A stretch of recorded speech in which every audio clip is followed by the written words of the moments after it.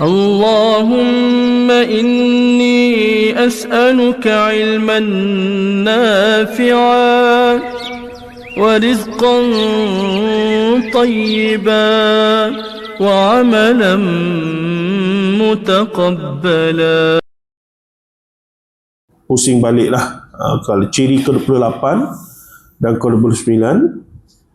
Ciri yang ke-28, tempoh hari barisan penyelidik telah memasukkan ada kumpulan yang berpegang bahawa guru mereka boleh memanggil ruh orang mati dalam amalan menurun, ataupun mereka percayalah bahawa ruh-ruh orang mati boleh dipanggil, ataupun bahasa rasmi bahasa Arabnya tahdirul arwah, menghadirkan arwah.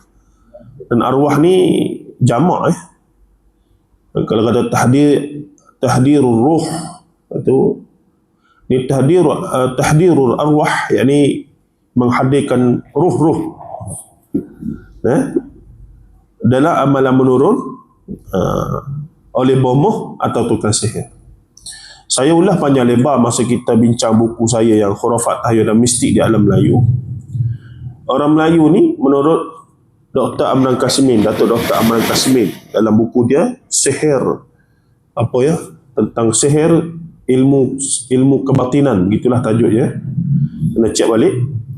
Beliau secara terbuka menyatakan orang Melayu ini tidak maksudnya apa?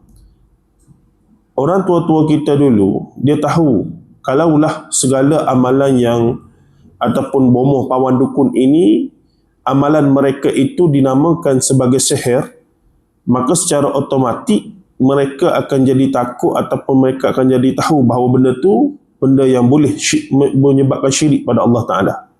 Dosa besar. Bahkan boleh syirik lah.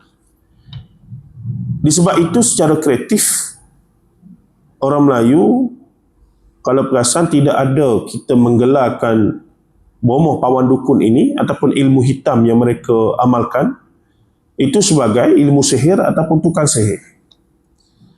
Siapa ahli sihir paling hebat di mana ni tempat kita? Mana ni? Jangan sebut nama, orang mari.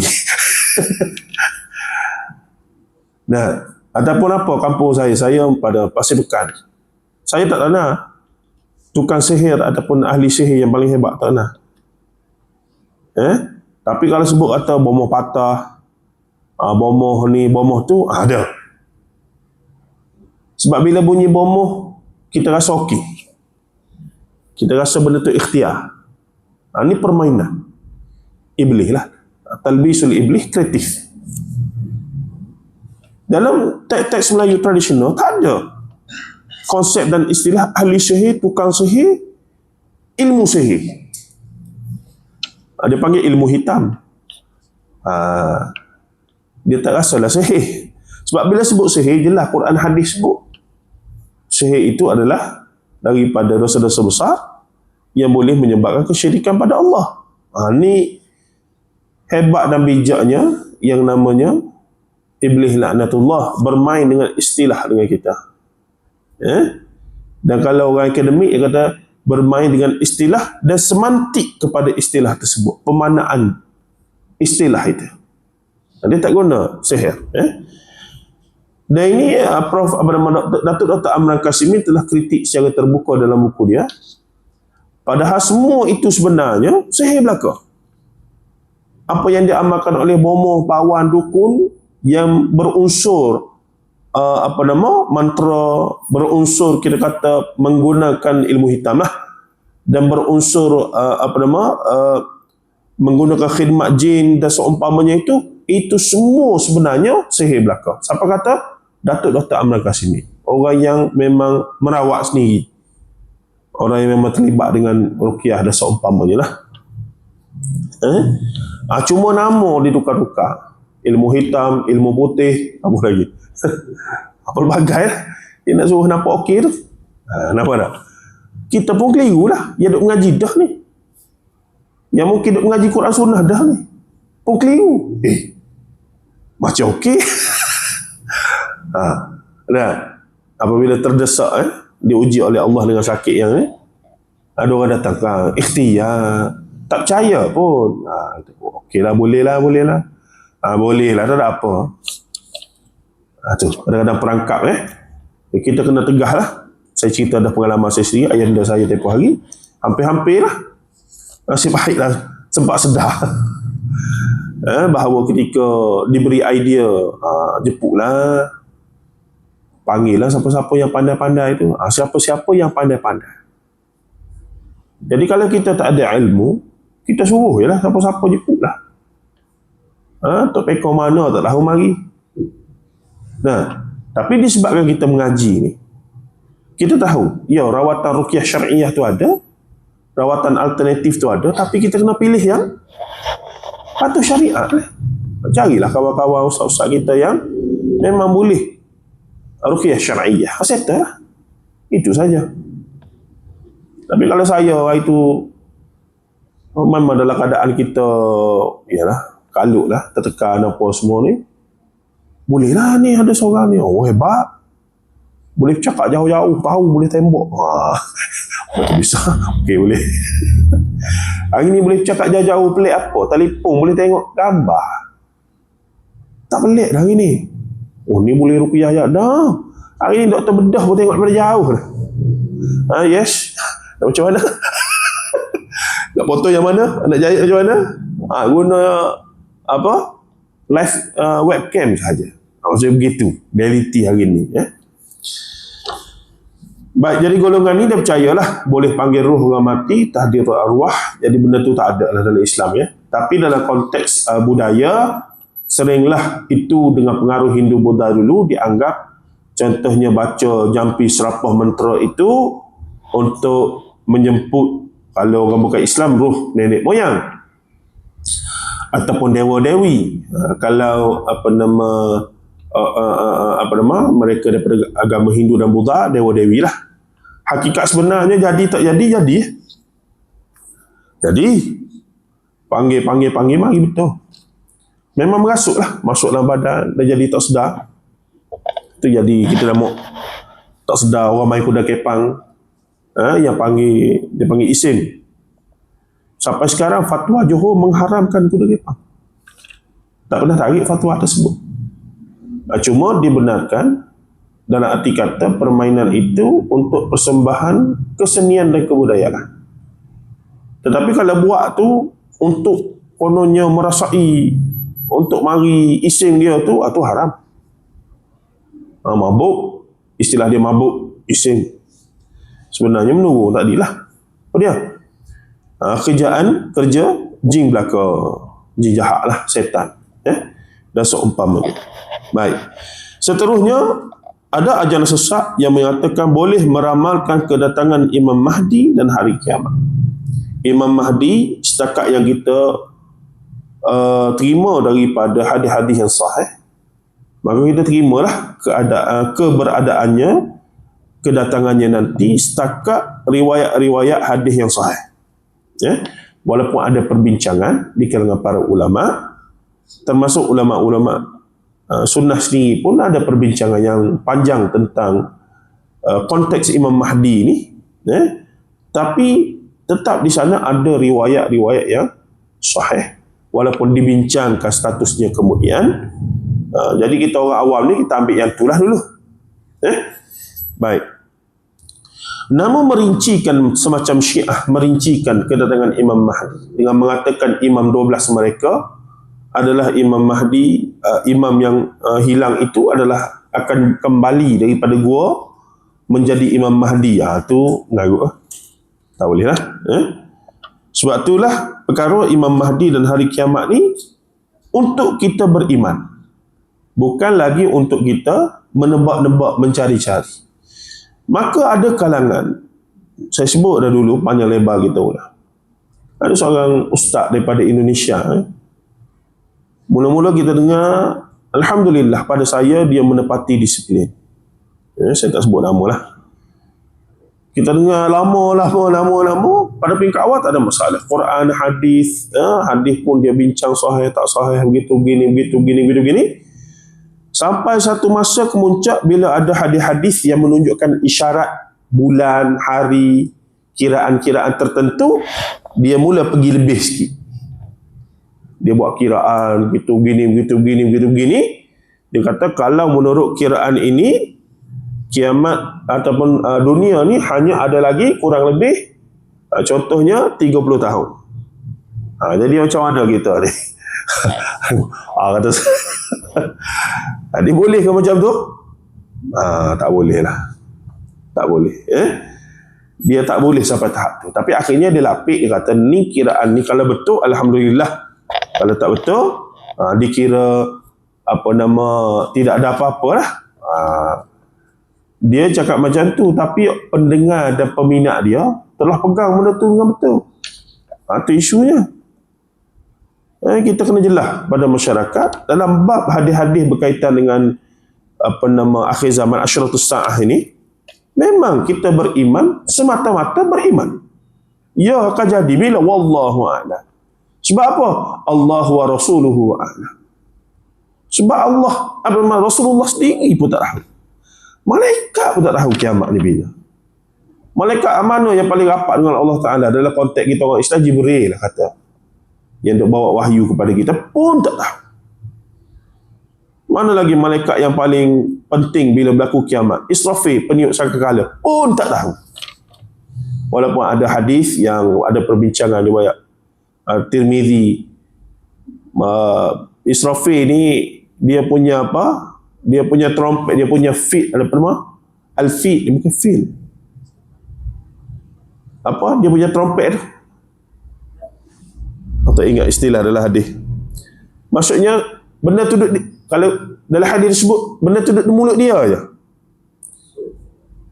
Asur dia ni. Duduk di mulut dia lah. Tunggu isyarat Allah kata pom ada. Pun dia tak tahu bila. Jadi tidak ada keperluan untuk kita menebak-nebak, mencari-cari, menilik-nilik, mencungkil-cungkil, membahas-bahas, apa lagi dia kata. Bilakah berlakunya kiamat? Tak ada kepentingan langsung. Kalau hal itu penting, pastilah Rasulullah SAW, para sahabat baginda, para ulama salafus soleh, duk buat kiraan lama. Tak penting kiamat ni bila. Yang penting kalau kita mati husnul khatimah ke tidak. Itu lebih penting. Kiamat kecil bagi kita, hakikatnya kiamat besar bagi kita lah bila berlakunya kematian bagi diri kita. Baik, seterusnya pada hari ini kita masuk ciri yang ke-30, iaitu demikian ada ajaran sesat di Malaysia ini mempercayai bahawa orang tertentu boleh gaib, yakni tidak mati, dan akhirnya akan lahir semula sebagai Imam Mahdi juga. Sebab tu kita buat kesimpulan, majoriti daripada ajaran sesat, bahkan seluruh dunia, bahkan daripada dulu sampai hari ini, kemuncak dia Imam Mahdi. Boleh kata hampir semua. Sebab apa? Sebab bapa segala ataupun ibu segala ajaran sesat ni apa dia? Syiah laknatullah. Dia tak akan lebih daripada tu, tuan-tuan. Dia mesti berakhir di situ. Jadi majoriti daripada ajaran sesat ni, kemuncaknya kalau dia tak kata pun Imam Mahdi, tapi ciri-cirinya itu pada ketua dia, syekh dia tu mesti ada beberapa keadaan yang hampir menyamai Imam Mahdi. Dikatakan Imam Mahdi. Walhasil nama dia adalah Buya ke Walid ke, tak kira lah. Tapi kemuncaknya begitulah. Baik, kumpulan Arqam telah menganggap bahawa Syekh Suhaimi, iaitu sebagai gaib. Syekh Suhaimi ini panjang lebar kita bagi tahu dulu. Syekh Suhaimi ini dia anggap sebagai Bani Tamim ataupun putera Bani Tamim. Berasal daripada Jawa, berpindah ke Malaysia sebelum merdeka lagi, dan merupakan siapa dia? Tok saudara kepada Asy'ari Muhammad. Asy'ari Muhammad mengaji tak sampai ke luar negara Mesir mana. Kira-kiranya dia mengaji secara tradisional. Kerana ni menurut Dr. Jahid Siddiq, antara orang yang mengkaji. Dia pun satu hal, tapi dia pergi ke awal, dia kaji pasal Arqam ni, dia terlibat bahkan. Jadi dia kata Syekh Suhaimi ni ada anak saudara yang dia bela, yang kemudian menjadi murid kanan dia, yang kemudian anak saudara itulah yang menjadi guru kepada yang namanya Asy'ari Muhammad ni. Jadi Asy'ari Muhammad membesar dengan dengar cerita karamah Syekh Suhaimi ni. Apa dia karamahnya? Ni riwayat secara bukan bil makna, boleh tengok video tu ada lagi. Bil lisan lah daripada Dr. Jahid Siddiq. Contohnya digambarkan, kalau kata Syekh Suhaimi tu nak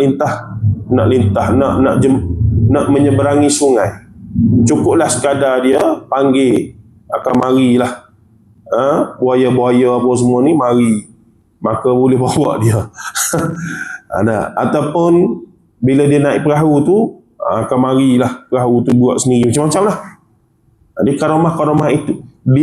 Jadi Asy'ari Muhammad ni di samping duk mengaji cara tradisional, dia duk membesar dengan cerita-cerita tentang karamah Syekh Suhaimi ni, membawa dia kepada kemudian beramal dengan aurat Muhammadiyah dan mengangkat Syekh Suhaimi ni sebagai tokoh ghaib yang dianggap sebagai putera Bani Tamim dan juga Imam Mahdi dan seumpamanya. Ni benda-benda ni. Baik, Syekh Suhaimi ni ghaib ketika diistihamkan mati di Kelang pada tahun 1924. Kelang, tak jauh? Kelang. Nah, orang Jawa dulu mari duduk Kelang. Dia naik sikit duduk di mana? Duduk di Sungai Besar. Naik sikit lagi. Mana? Atas pada Sungai Besar. Sekencang situ kawasan dia lah tu. Yang sepadan dengan Perak tu. Sahabat berenam, kawasan dia lah. Saya baru siap buat buku Hamka berkaitan dengan kebatinan, perkembangan kebatinan di Jawa. Asal tajuknya di Indonesia, tapi sebenarnya cerita pasal Jawa. Saya duk fikir, masyarakat Jawa Malaysia ni yang asal usulnya berpindah dari sana lah, kan? Ya, tapi sebahagian besar mereka dah beranak dan membesar di sini kemudiannya. Tapi dalam pada itu, adakah mereka masih lagi membawa yang nama contohnya amalan kejawen? Kalau di Johor itu, Kuda Kepang tu lah masih ada unsur-unsur pemujaan dipanggil. Kalau di Jawa tu ada sesajen, ada susuhunan, macam-macam lah. Menariklah kita tengok lagu ni. Jadi katanya beberapa pengkaji antropologi budaya ni, contohnya semacam namanya Clifford Geertz, dia kata paling tidak masyarakat Jawa tradisional ni terbagi pada 3. Ada kaum santri, ni Islam putihan yang betul-betul nak Islam murni. Ada golongan kejawen, ni golongan dinisbahkan kepada golongan tradisional orang kampung yang kuat mempertahankan amalan-amalan Jawa lama ketika mereka berislam lagi. Walaupun mereka Islam mengucap dari kalimah syahadah, solat, tapi time puja busuk. Dia panggil sesembahan, sesajen, menyediakan sesajen. Dan kemudian adalah konsep-konsep tahlilan, bukan tahlilan, dia panggil apa? Selamatan, tu pelawakailah istilah. Kemudian ada golongan yang ketiga, iaitu golongan yang dinamakan sebagai priyayi. Priyayi ini golongan pertengahan, terpelajar, lahir daripada hasil daripada pertembungan ekonomi zaman kolonial dulu Belanda. Golongan pertengahan, mengaji lebih sikit, pandai, dan sebahagian mereka menjadi penentang Belanda. Dia jadi golongan yang pertengahan lah, nak kata bangsawan sangat pun tak, nak kata rendah sangat pun tak, tapi ada kekuatan ekonomi. Jadi cara pakaian mereka pun nak menunjukkan mereka ni model berbeza dengan orang kampung. Atas mereka pakai kod desta tu lah, bawah kain Jawa. Dia jadi gitu. Kan ada kita tengok macam tu punya style tu. Jadi atas, sebab orang Jawa dulu asalnya tak pakai baju lah, dia pakai kain je. Jadi bila Belanda mari ni, atas dia pakai kuk. Elok lah. Jadi bawah kain Jawa dia tu. Atas dia pakai apa dia panggil? Sekuk dia tu. Apa nama? Pelangkun. Jadi satu identiti pula. Siapa yang pakai macam tu bukan golongan bawahan sangat, bukan golongan atasan sangat. Dia sarunglah kerih dia kat belakang tu. Dia nampak segak lah juga. Dia campur dua-dua. Jadi nampaklah golongan petengah. Dia panggil priayi. Jadi ada abangan. Abangan pun satu lagi istilah. Klinet. Ada pelbagai istilah untuk menggambarkan pencampuran. Ada sejarah yang panjang di situ. Jadi Syekh Suhaim ini 1924. Siapa dah lahir masa tu ni? Ada tak yang ada tak yang di sini dah lahir 1924 ni? Ini apa? Parti-parti yang duk ada hari ni pun tak lahir lagi. Dah, mana ada lagi ni? Pekembar bila? Pekembar asalnya parti apa? Sebelum tu Pertubuhan Malaya Union 1940 lebih dah. Ni awal lagi. Ini sebelum Jepun lagi ni. Perang Jepun bila? 1940 43 2 tahun 3 tahun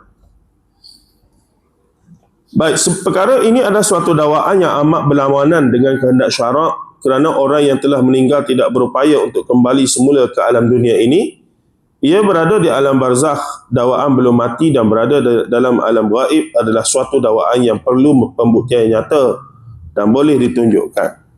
Ini ada kaitan jugalah dengan perbincangan tentang istighasah dengan tawassul. Istighasah bil amwat, mohon pertolongan saat kritikal dengan orang mati. Sedangkan kita berpegang orang mati tak boleh buat apa-apa dah. Maka dina takkanlah Rasulullah tak boleh buat apa-apa. Takkanlah Rasulullah tak boleh buat apa, itu jadi panjang tu. Kita kata kalau Rasulullah tu ada special case, atau dia kait pula. Kalau Rasulullah boleh, maksudnya wali-wali pun boleh. Dia jadi panjang. Itu jadi masalah tu. Dia tarik. Dan yang terbaru ni, hujahnya, kenapa boleh bertawassul dan istighasah kepada orang yang telah mati, yakni pada ruh mereka. Kerana ruh ini ada fungsi lagi, iaitu walaupun di alam barzakh, tapi dia boleh lagi untuk membantu orang yang hidup ni berdoa kepada Allah.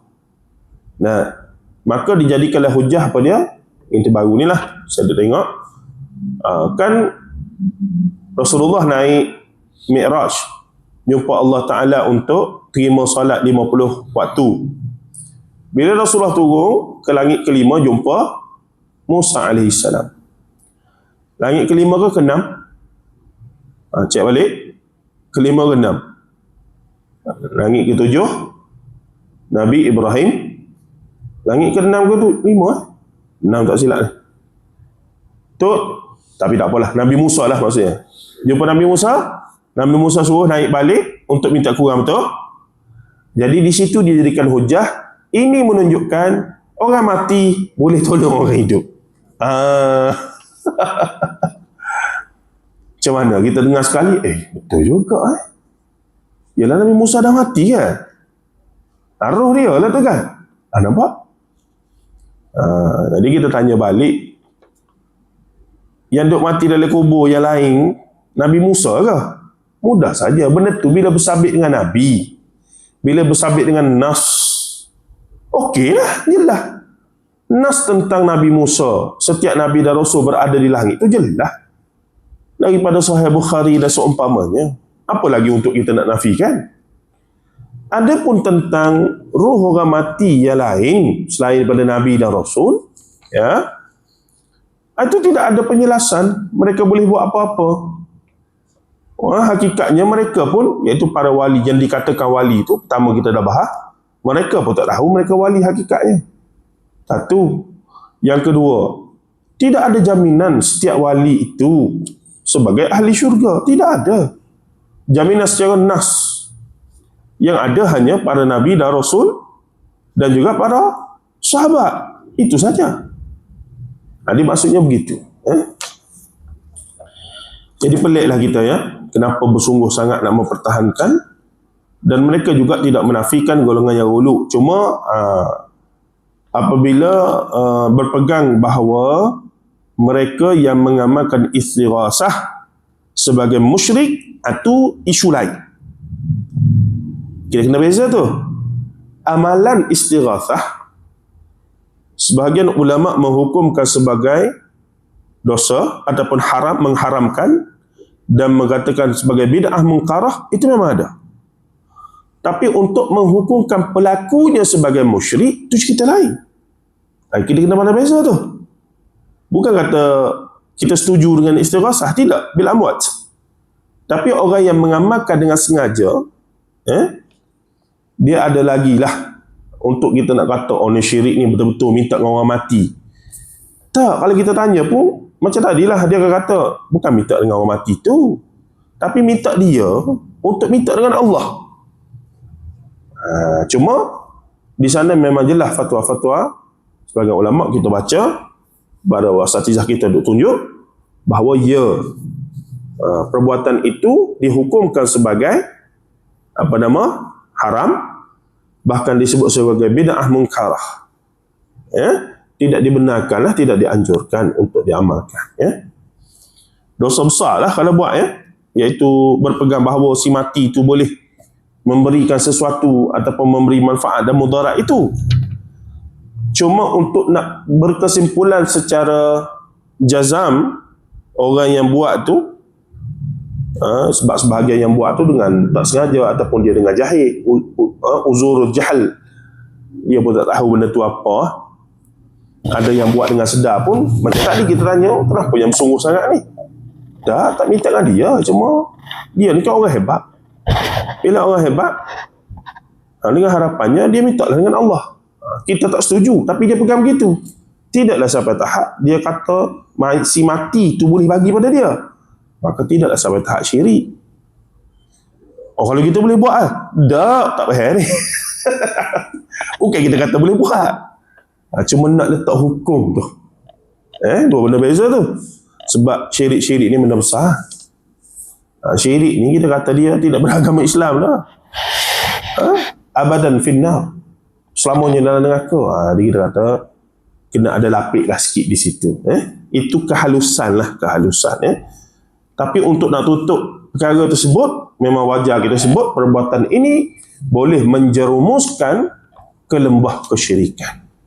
Itu kaedah lapik sikit. Siapa yang berpegang ataupun beramal dengan istighasah bil amwat, perkara yang dibenarkan, maka ia boleh dikhawatiri boleh menyebabkan tergelincir ke lembah kesyirikan kepada Allah Azza wa Jal.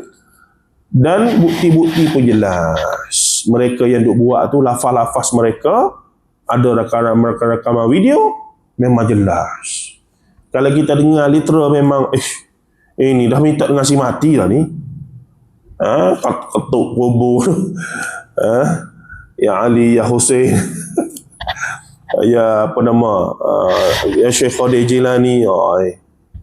Minta direct lah tu. Kalau Zahir kita dengar ayat tu memang minta kawan tu lah. Bila kita tekan sikit, minta supaya roh kawan tu tolong, minta dengan Allah. Kita buat ayat macam mana ni?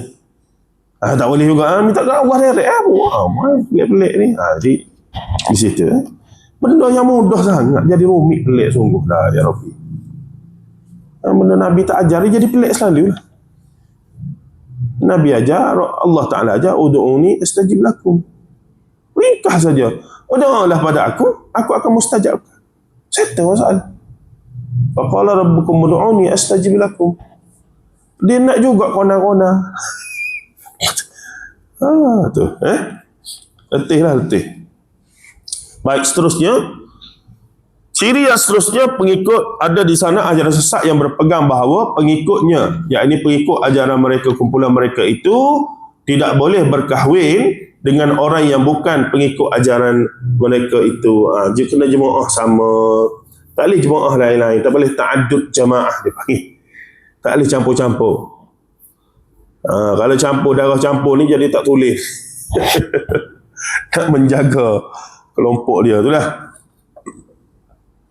Ciri ini ada dikatakan berlaku dalam ajaran Ikhwan atau Almas. Dia bukan Ikhwan Muslimin ya. Dulu ada nama Ikhwan juga.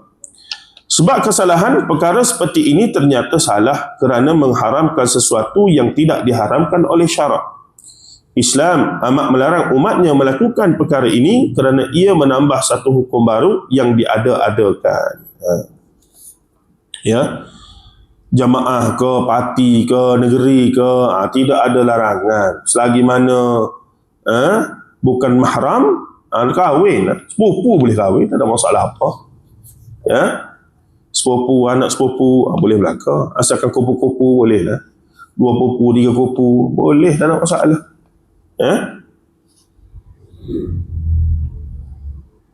Apabila mahram, tak boleh lah.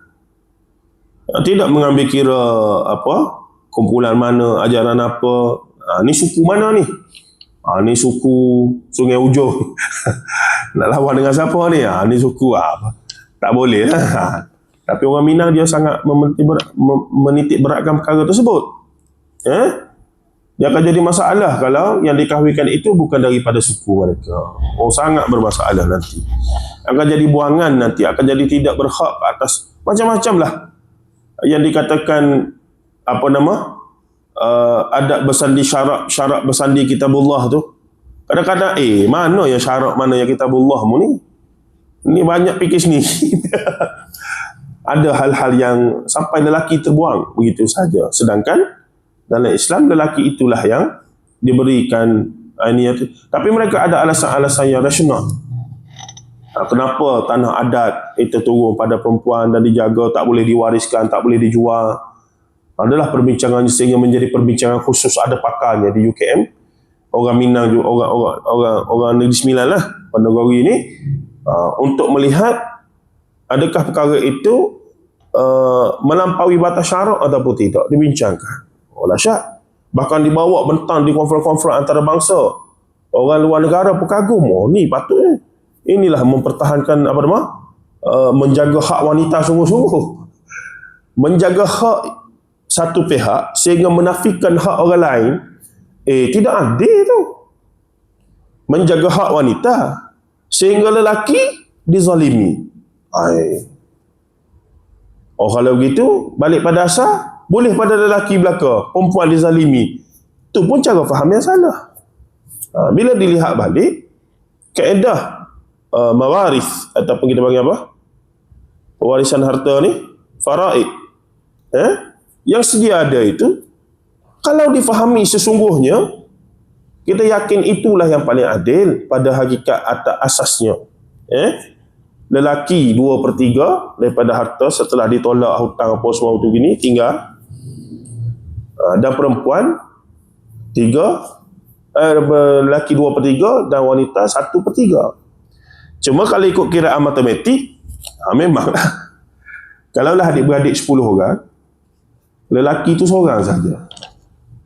Sedap dia ngomong seorang. 2/3 dia seorang. Ini kiraan kita. Contoh harta ada 1 juta. Adik-beradik 10. Kalau bagi sama rata, 100,000 seorang. Ini kira mudah lah.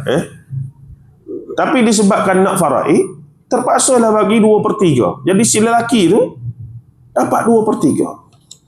Semestinya adik-beradik lain tak puas hati. Tak aci aku tu. Sedaplah dia. Tapi itu faraid. Nah, apa rasionalnya tu? Di mana keadilannya tu? Keadilannya pada batu jemala tanggungjawab. Yang lelaki seketul tu, dia dapat 2/3. Tidak hak mutlak dia seorang-seorang tu. Kalau ada adik-beradik wanita dia yang belum kahwin lagi, yang masih bawah umur perlukan semua dia punya batu jemala punya hijau tu. Tapi yang jadi tak begitu masalahnya. Dia duduk gomol dengan bini dia. Ini jadi masalah tu. Sebab nanti yang nak jadi wali, kalau ada adik-beradik dia nak kahwin, siapa dia? Ni yang jatah sekon ni lah. Tu kalau kita faham yang tu, dan si lelaki tu faham dia dapat banyak tu untuk dia secure, untuk bantu balik adik. Dan kalaulah ada adik-beradik dia nanti jadi balu, bercerai ke, semua bawah dia tu. Sebab mak ayah tak ada dah kan. Balik pada adik-beradik lelaki. Bukan sedap saja boleh, yang derita pun kena tanggung. Ni tidak berlaku. Hak sedap aku seorang, tak sedap aku fikir sendiri. Ni yang jadi rosak dan tidak difahami bahagian daripada yang namanya faraid. Yang namanya faraid jadi tak cantik tu sebab tidak difahami secara hakikatnya syarak itu. Tujuannya syarak adalah untuk menjaga dan untuk menjaga wanita lah tu. Tapi lahirnya lelaki-lelaki yang tidak tanggungjawab dan takut bini, dia kata apa? Dia tak faham. Dia ingat dia boleh enjoy sama bini dia dah. Tapi wanita yang boleh sikit tadi, adik-beradik perempuan yang boleh sikit tadi, hakikatnya bahagian mereka tu hak mereka sungguh-sungguh. Dia nak beli handbag ke, dia nak joli ke, tak ada hak orang lain. Ini hal-hal yang perlu diperincikan secara dalam fiqh muamalat berkaitan dengan bab mawaris yang jarang kita bincang. Sebab apa? Sebab memang kena ada asas matematik. Tak ada asas matematik memang pening. Tak percaya panggil lah ustaz-ustaz kita yang mahir bab harta pusaka ni, suruh dia bagi basic saja. Duk main 2/3, 3/3, 4/3. Ni capur ni dia tak boleh, dia kena bagi study case. Okey, siapa mati sekarang ni? Si fulan ni mati. Ada anak, ada bini ke tidak? Bini ada bercerai, anak ada laki. Berapa orang laki? Sekian. Tapi dia kahwin lain. Kahwin lain ni ada anak laki tak ada, anak perempuan saja. Adik-beradik ada ke tidak? Ada. Ayah dia ada lagi, tok dia ada lagi. Sudah. Tapi kalau yang pakar memang dia akan jumpa formula. Pluk-plak keluar. Berapa ni? Banyak ni harta ni 10 juta ada. Contoh. Campur harta duit sekali cash, hak dalam bank campurlah BSP lah apa semua itu begini, aset tanah ni bangunan lah apa semua, 10 juta kata. Okey, kena tolak dulu. Apa dia? Hutang lah apa semua. Tolak hutang, negatif 15 juta. Hutang banyak. Hutang kami tak bertanggungjawab. Mana boleh? Kena tanggung. Ni. Dia tak kira nak tadah terima je. Bila bab sebenarnya memang harta banyak, kira-kira negatif. Jadi, ni hutang nak kena bayar lagi ni. Siapa nak bayar? Waris je. Siapa lagi nak bayar? Sebab tu saya besar pada ibu-ibu ayah sekalian. Memang sebaik-baiknya harta yang kita ada banyak ke sikit je, carilah jalan untuk selesai masa kita hidup. Selesai masa kita hidup. Hibah ke lagu mana, hibah bersyarat ke, hibah bersyarat ni selesai ni bagi sama rata belaka. Masa hidup tak ada masalah, masa waras. Okey, ni. Cuma walaupun dah tukar nama apa semua ni, tidak akan boleh berubah bila-bila masa. Kalau buat perangai ke apa semua, letak ta'liq sikit.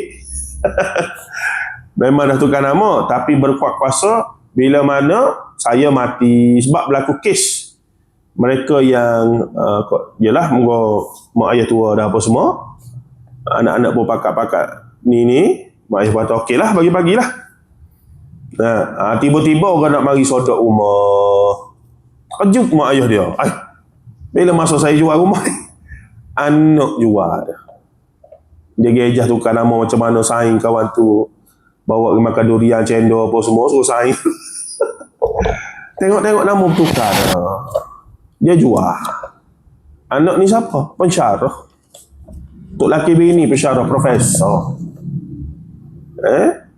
Orang negeri Sembilan. Kes tu ada, secara online boleh baca. Bukan sahaja saya rekod, saya baca kes tu. Jadi ayahnya saman balik. Mak ayah ni saman balik benar. Tak basah-basah. Jadi bila saya buka hadis pasal apa nama fathulus, yakni hadis apa tu ya? Ibnu sahabat Nabi yang demam nak mati tu, lepas tu Rasulullah mari, dia kata aku nak sedekah belakang harta. Rasulullah kata tak boleh. Fanis separuh boleh tak? Rasulullah kata tak boleh. Fathulus Rasulullah kata 1/3 boleh. Untuk bagi pada, sebab keutamaannya tetap harta kita pada keluarga, supaya ditinggalkan Tak perlu meminta-minta. Dah seumpamanya. Masalah bini kaya pada kita ni lagu mana? Nah, tengok-tengok bini kaya pada kita. Tak apalah, itu rezeki dia lah. Baik, tuan-tuan dan puan rahimahullah. Lagi tajuk sikit, cuma nak menarik perhatian lah. Jadi saya syorkan untuk duduk sebab anak-anak ni tak mungkin lah. Ayah, umur ayah berapa dah ni? 70 lah. Kira-kiranya dah sampai masa dah ni. Tak adalah anak kita nak cakap begitu. Kita pun berdesing budak ni. Tapi hakikatnya perlu. Dah galik-galik je lah. Dah 70-80 tu galik. Kena bincang lah. Bahkan bukan harta saja. Hutang piutang tu kena ditinggalkan secara jelas. Ni hutang ni sekian, hutang ni sekian, hutang ni sekian. Anak berkata, ayah nak mati dah kah? Setakat ni rasa tak lagi. Cuma nak bincang siap-siap. Tak nak nanti mati saja. Orang Melayu kata apa? Tanah kubur merah lagi. Adik-beradik dah berantakan, bergaduh. Yang asalnya sepatut kita duduk dalam kubur ni, tunggu apa dia? Pahala doa waladus salih yad'u laha tu, yad'u lahu. Tiba-tiba duk kekeh. Bermasa muka berpecah habis sebab duk bincang pasal harta tak settle. Harta banyak mana? Adalah 10-20 ribu. Benda-benda kecil-kecil. Tak padan lah. Pas kita duduk dalam kubur, bukan dalam kubur lah, ruh duduk alam barzah tu. Tak sampai-sampai. Bukan dia. Hari pada saya wajah settle awal-awal. Cuma bila saya bawa topik ni di beberapa kuliah muslimat, 2-3 orang kata, Ustaz, kalau bagi belaka, saya terhawa-hawa. Kalau dihalaunya kami macam mana? Nampak macam lawak ya? Tapi hakikatnya berdasarkan kes tadi, memang boleh berlaku. Jadi hati-hati ayah-ayah sekalian.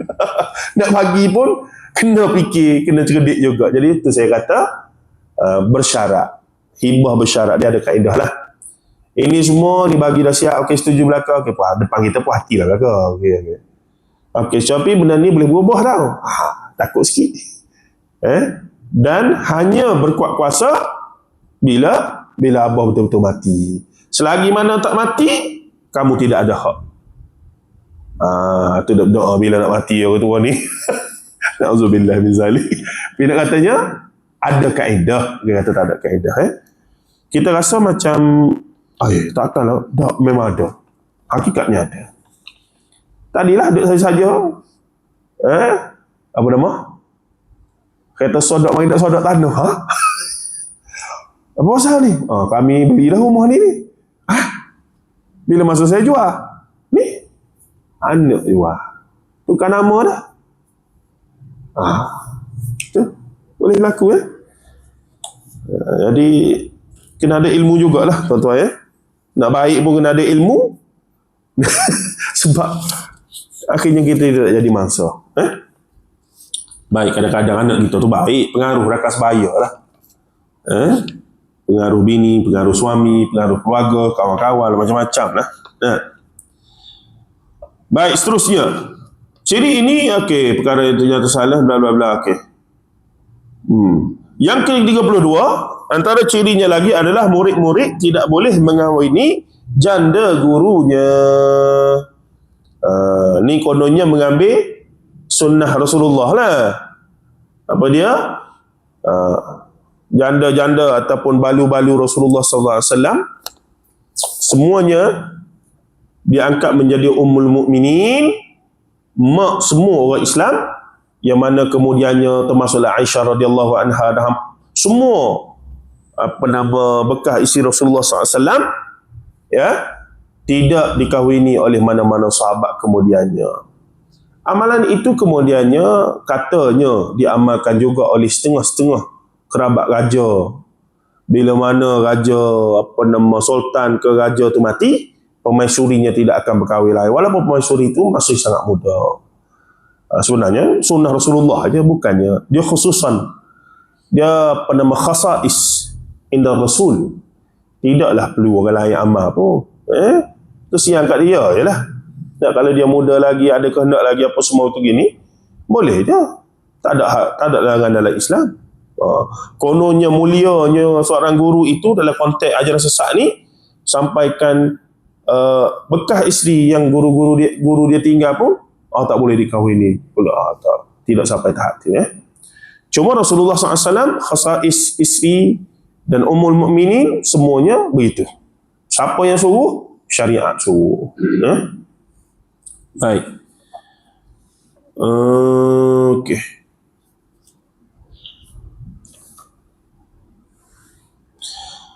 Dalam ajaran tarikat tentu memang ada ajaran seperti ini. Suatu yang tidak dilarang oleh syarak telah ditambah hukumnya adalah merupakan suatu perkara yang bertentangan dengan ajaran Allah Ta'ala. Kebanyakan ajaran sesat ada menetapkan syarat seperti ini. Hujahnya menambah suatu hukum dalam Islam adalah salah, melarang dalam arti kata haram atau dianggap salah adalah perbuatan yang amat berlawanan dengan Islam. Tidak ada sebarang larangan untuk balu ataupun janda selain pada Rasulullah SAW untuk berkahwin lain. Cuma ada cerita lah. Banyak kali dah cerita sini. Cerita lagi lah. Seorang isteri yang meninggal dunia telah berwasiat kepada suaminya. Abang, selepas saya mati ni, isteri dia kena apa? Kena kanser ke apa semua, tak tahulah. Cerita rekaan. Memang cerita rekaan, jangan risau. Isteri dia pesan pada suami, abang, lepas saya mati ni, selagi mana kubur saya tidak kering, abang tak boleh kahwin lain. Dengan syarat setiap hari Jumaat petang ziarah, selagi mana tengok kubur tu basah, tak boleh kahwin lain. Jadi suami dia pun istiqamah lah, setiap hari Jumaat petang pergi ziarah kubur isteri dia, tengok kubur tu basah. Bertahun-tahun kemudian masih basah. Jadi dia pun berpegang dah berjanji lah. Cuma satu hari tu ada kerja, tak boleh pergi lepas Jumaat. Pergi pagi Jumaat. Pergi pagi Jumaat tu berselisih dengan adik ipar. Bekas adik ipar dia lah. Tanya, buat apa sini? Saya memang setiap hari Jumaat mari sini. Arwah kakak dulu pesan. Suruh berjanji dengan dia, setiap hari Jumaat kena mari sini, jiruh kubur dia biar basah sungguh-sungguh.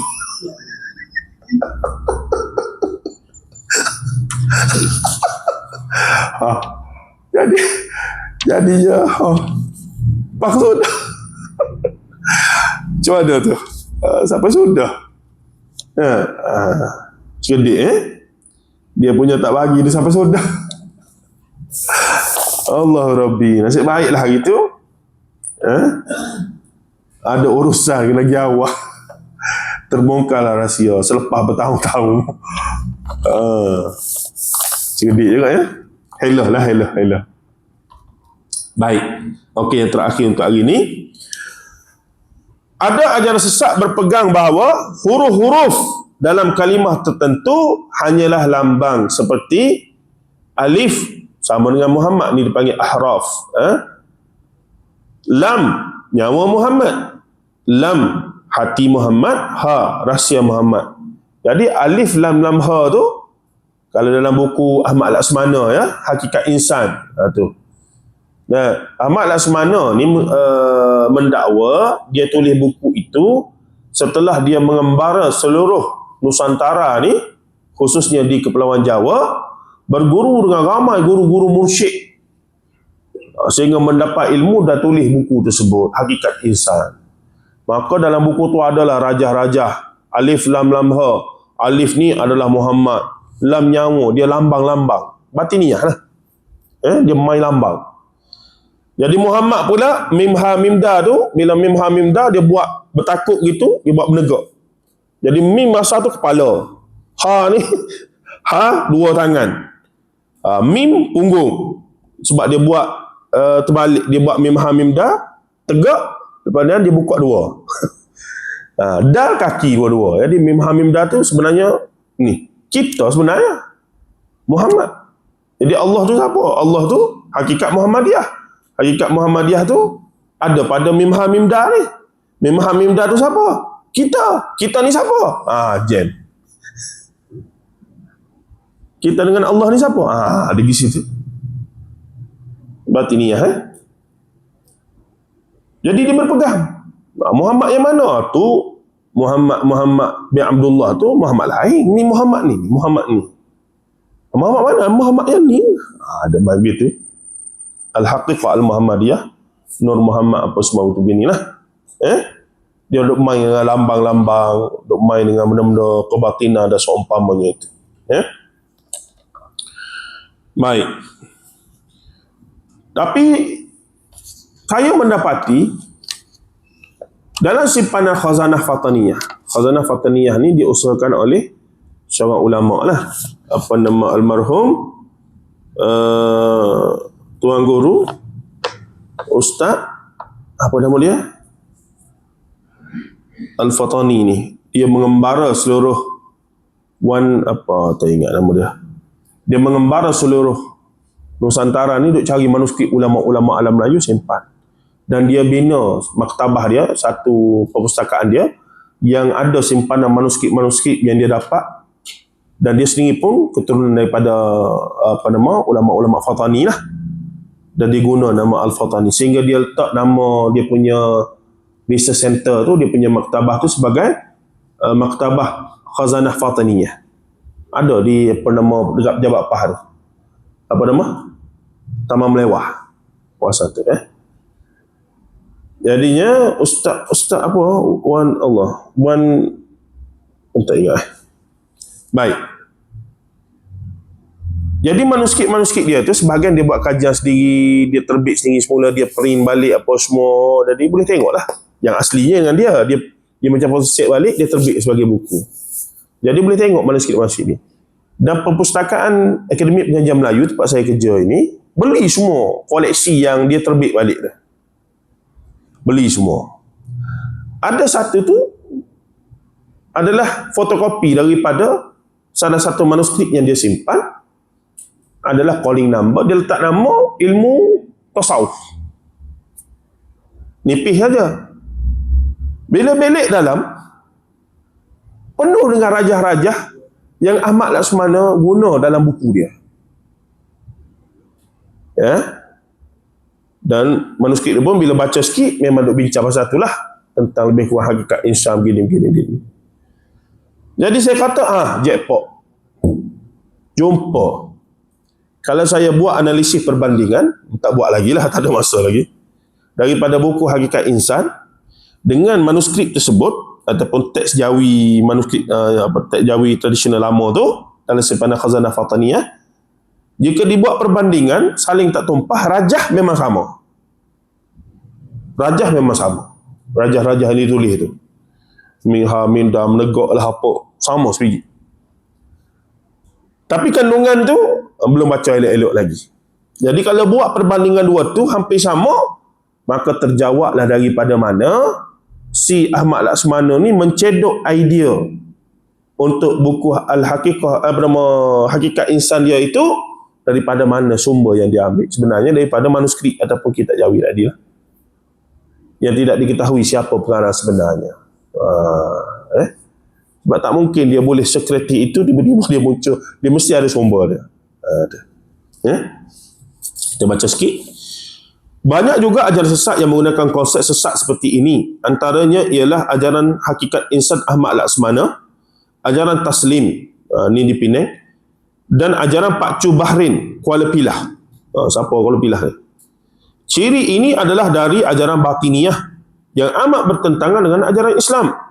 Banyak terdapat dalam ajaran sesat di Malaysia telah mengambil kaedah seperti ini untuk memperkuatkan pegangan dan hujah mereka, yang sebenarnya mereka tiada hujah yang benar dari sumber Islam, lalu terjumpa dengan sumber asing. Dalam hal ini kebanyakan mereka tidak mengenal ajaran batiniyah, oleh itu mereka menganggap ianya suatu yang murni dan baik untuk diajar dan dipegang pula oleh pengikut mereka. Ciri seperti inilah menjadi darah daging dalam ajaran sesat di Malaysia. Mereka menganggap ilmu ini ilmu level tinggi, ilmu tasawuf dan ilmu akidah level tinggi. Orang awam tak sampai. Dia gunalah istilah-istilah khawasul khawas, orang-orang khas. Mu tak faham, mu orang kulit, kami ni orang isi. Sembang daripada lepas isyak sampai subuh boleh sembang. Silat-silat, pergi alas balik mata, turun balik, naik ke langit, jumpa ayah ping cuaca. Perkara seperti ini yang menggunakan huruf, angka atau nombor tertentu adalah bukan dari ajaran Islam, tetapi salah satu daripada ciri ajaran batiniyah yang sememangnya yang merosakkan ajaran Islam. Nanti ada masa kita guna buku yang saya usahakan, buku Hamka itu, untuk tengok ulasan dia tentang batiniyah. Nanti saya bawa pada sesi seterusnya. Hujah dan alasan, ajaran batiniyah bukan dari ajaran Islam. Ini pernah difatwakan oleh Al-Imam Ghazali dalam kitabnya Fadaih Al-Batiniyah. Prinsip batin dan takwil ini menepati maksud semboyan bagi batiniyah, iaitu likulli zahirin batinun wa likulli tanzilin ta'wilun. Setiap yang zahir itu ada batin dia, dan setiap yang tanzil, yakni diwahyukan, diturunkan dari langit, ta'wilun, mesti ditakwil. Jadi ayat Quran kata begini, kita kena faham macam ni. Ayat Quran kata kul huwallahu ahad, kul hu di situ dhamir dia balik pada apa dia? Kul hu Allah, yakni Allah, ahad, tunggal, satu, esa. Tapi bagi batiniyah, hu di situ balik pada siapa? Muhammad. Mari mana Muhammad ni? Sebenarnya Muhammad, dia kata. Siapa kata Allah situ? Kita kata, pelik ni. Pada dia, ya, itu yang hakikatnya. Memanglah kalau kita baca zahir, kul huwallahu ahad. Tapi hakikatnya, secara zahir, secara batinnya, kul huwallah, katakanlah, yakni Muhammad itu adalah satu. Tidak ada mana-mana tafsir yang menyebutkan begitu, tapi ada yang dipanggil ulama, wali, apa semua betul begini, dia jemput datang Malaysia, yang duduk ceramah di sana, bawa fahaman begitu, bahkan dijemput datang Malaysia diraikan. Bahkan ada yang duduk ceramah bebas di Malaysia ini, dia anggap sebagai tokoh besar, apa semua betul begini, duduk mengatariti ramai pengikut, duduk bawa pemikiran dan ajaran ini sebenarnya atas nama jenama yang majoriti di Malaysia, Sawadul Azam. Kerana mereka tahu bila mereka bertenggek di atas jenama tu, mereka boleh hidup dan boleh hidup dan boleh menyebarkanlah ideologi mereka itu. Hakikatnya yang sebenar mereka nak bawa yang tadi tu, takwil pelik-pelik. Ini masih berlakulah sampai saat ini. Okey, perenggan terakhir. Maksud di sini ialah bahawa tiap-tiap perkara zahir, apalagi yang mengenai syariat Islam seperti sembahyang dan puasa dan benda-benda lain seperti badan, kepala dan sebagainya, ada batinnya. Dan bagi ayat-ayat yang di Quran yang diturunkan dan hadis Nabi sallallahu alaihi wasallam itu ada takwil maknanya. Al-Hanafi menyatakan erti batin dan takwil ini ditentukan oleh kehendak hawa nafsu mereka tanpa kaedah tertentu. Apa dia? Kaabah tu sebenarnya Muhammad lah tu. Apa lagi? Macam-macam tuan-tuan dahsyat. Kalau yang Jawa tu, dia ada kitab Gotoloco dan Darmo Gandol dan juga Serat Centini yang ditulis untuk mentakwilkan ajaran Islam kepada kelucahan. Memang dahsyat. Sampai menyamakan dengan alat kelamin dan seumpamanya. Dan itu yang tersebar dan disampaikan dalam masyarakat awam Jawa zaman itu. Jadi mereka Islam pada nama, hakikatnya mereka mengekalkan sebahagiannya, yang kata kejawen tadi, abangan itu, mereka Islam pada nama, tapi mereka kekalkan. Dan mereka benci pada Islam sebenarnya. Jadi kita pun pelik lah, lagu mana lagu tu? Tapi bila baca balik, bukan Hamka saja yang nyatakan begitu, pekaji-pekaji lain juga menyatakan hal yang demikian. Kononnya, kata mereka, yang mengetahui takwilan dan batin itu ialah Imam Maksum ataupun guru mursyid, iaitu Imam Maksum yang sengaja diada-adakan. Ini yang nanti kita boleh bincang lanjut lah, insyaAllah pada sesi seterusnya. Saya akan bawa buku Hamka tu untuk kita tengok bahagian-bahagian yang menarik. Khususnya petikan-petikan daripada kitab ataupun buku sastra. Jadi bila Islam datang ke Jawa, Islam datang daripada pesisir. Kerana pesisir ni ramai orang Arab mari, dan ramai Arab kaya. Bila kaya, orang tempatan terpaksa bergantung pada mereka. Termasuklah raja-raja. Raja-raja yang bergaduh sama sendiri memerlukan orang untuk mendukung mereka. Jadi yang kaya siapa dia? Kalau di Malaysia golongan tu lah. Pada ketika itu orang Arab. Jadi siapa yang mendapat dukungan orang Arab ada sumber keuangan yang kuat. Jadi orang Arab ambillah peluang untuk dakwah, untuk kahwin anak mereka, untuk beralih jadi Islam. Dia kata boleh Islam, tapi kami boleh masuk Islam mengucap, tapi kamu tak boleh larang kami untuk amalkan amalan-amalan lama kami. Jadi pada peringkat awal dakwah, para orang kaya Arab ni kata, tak apa, masuk Islam dulu. Masuk Islam, tapi mereka masih kekalkan dalam keraton amalan-amalan tadi. Ini kita kata pencampuran yang berlaku. Pencampuran yang begitu dahsyat sekali berlaku dalam dipanggil keraton, dalam istana-istana raja-raja ketika itu. Panjanglah cerita dia, menarik. Saya pun baru duk baca, nak faham elok apa semua ni. Sampai pada kesimpulan, boleh buat kajian. Nak pergi ke kampung-kampung orang Jawa ni, tanya, duk beramal lagi ke? Duk percaya lagi ke kepada kejawen? Maksudnya, ada lagi ke amalan-amalan yang tahlil arwah tu tak kira lah, dah jadi umum. Yang betul-betul ni, yang tiba-tiba pergi letak makanan di busuk tertentu, panggil sesembahan, sesajen, letak makanan banyak-banyak, dia letak di busuk pokok. Kalau ada lagi, maksudnya lain macam ni. Kita harap dah tak adalah dalam konteks Malaysia ni, sebab kita dah terbuka sangat semua. Wallahu ta'ala alam, wa barakallahu fikum. InsyaAllah kita sambung lagi pada ciri-ciri seterusnya sehingga habislah insyaAllah. Barakallahu fikum. Wa sallallahu alaihi wasallam Muhammad wa ala alihi wa sahbihi ajma'in. Alhamdulillah rabbil alamin. Assalamualaikum warahmatullahi taala wabarakatuh. Bismillahirrahmanirrahim. Wal 'asri innal insana lafi khusr illa alladhina amanu wa 'amilus salihati wa tawasaw bil haqqi wa tawasaw bis sabr.